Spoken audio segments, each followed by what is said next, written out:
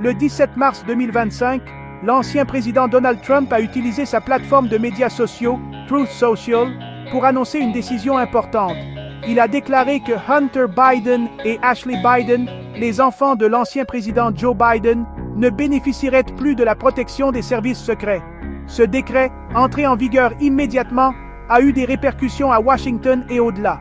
M. Trump, connu pour ses déclarations fermes et souvent inattendues, n'a pas mâché ses mots en communiquant sa décision. L'annonce précisait le retrait immédiat des agents des services secrets assignés à Hunter et Ashley Biden. Des sources ont révélé l'ampleur de ces dispositifs de sécurité, Hunter Biden ayant accès à jusqu'à 18 agents et Ashley Biden bénéficiant d'une équipe de 13 agents. Cette décision a marqué un changement important dans les dispositions de sécurité pour les enfants de l'ancien président. Elle a également relancé les discussions sur l'utilisation du pouvoir présidentiel et les dynamiques politiques entourant de telles décisions. La décision de M. Trump est survenue au milieu d'un voyage en Afrique du Sud où il a été interrogé sur la protection continue de Hunter Biden. L'ancien président, qui n'a jamais hésité à susciter la controverse, a confirmé la révocation des détails de sécurité. Il a cité son raisonnement, faisant écho à des déclarations antérieures sur ce qu'il percevait comme un traitement injuste et un double standard dans le paysage politique.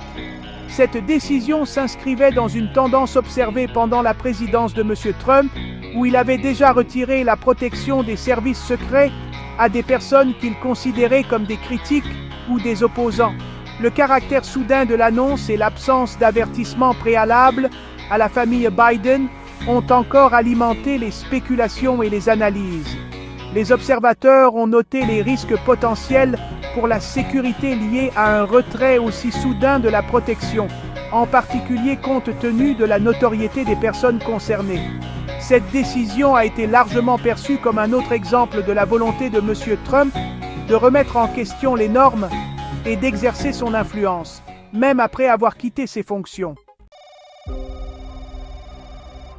Ce n'était pas la première fois que M. Trump révoquait la protection des services secrets de personnes qu'il percevait comme des adversaires.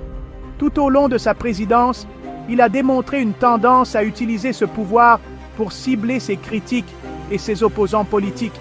D'anciens responsables, autrefois considérés comme des alliés proches, se sont retrouvés privés de protection des services secrets à la suite de désaccords ou de critiques publiques à l'égard de l'administration Trump.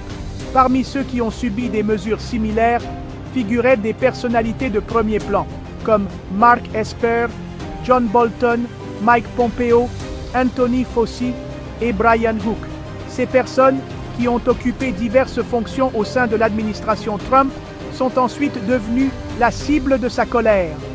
M. Esper, qui a été secrétaire à la Défense, s'est vu retirer sa protection après s'être heurté à M. Trump au sujet de l'utilisation de la force militaire pour réprimer les manifestations nationales. John Bolton, ancien conseiller à la sécurité nationale de M. Trump, a connu un sort similaire après avoir critiqué publiquement les décisions de politique étrangère de l'ancien président.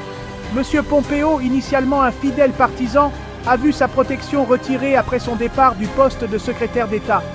Le retrait de la protection de M. Fauci, principal expert national en maladies infectieuses, est survenu au milieu de la pandémie de Covid-19 et a fait suite à ces contradictions publiques des affirmations de M. Trump concernant le virus. La révocation de la protection de Brian Hook, qui a été représentant spécial du département d'État pour l'Iran, a suivi son départ de l'administration. Ces exemples ont mis en évidence une tendance de M. Trump à utiliser le retrait de la protection des services secrets comme un outil pour punir ou réduire au silence ses critiques.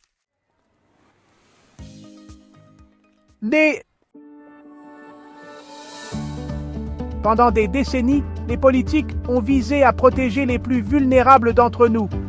Pourtant, malgré ces efforts, des lacunes persistent. Comment concilier un héritage de protection avec les limites indéniables qui persistent? Au milieu de ces défis, l'arène politique devient un champ de bataille. Les dirigeants s'affrontent sur les priorités et le débat s'intensifie. Qui dirigera le cours des choses et quels compromis seront faits?